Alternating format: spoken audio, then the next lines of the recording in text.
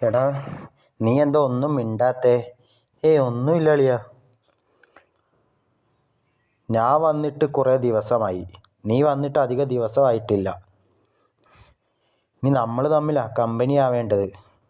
ശരിയാ. എൻ്റെ പേര് അർഗ പാർട്ടി. നിൻ്റെ പേരെന്താ? എൻ്റെ പേര് മസാല ഹോപ്പി. ആ,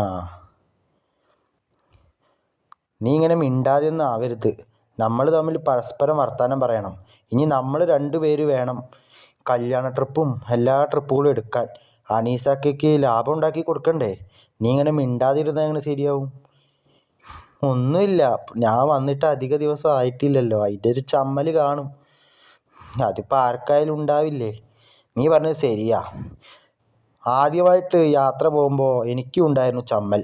പിന്നീട് അതങ്ങോട്ട് ശരിയായി. നിനക്കും അത് ശരിയാവും. നിനക്കറിയോ, നമുക്ക് 2 പേർക്കും ഒരേട്ടനുണ്ട്. റോക്കി ബായ് എന്നാണ് അവൻ്റെ പേര്.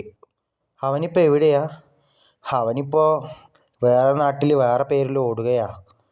പിന്നെ നിനക്കറിയോ, നമുക്കൊരു അനിയൻ കൂടിയുണ്ട്. അതാരാ? അതാണ് ദില്ലി ദർബാർ.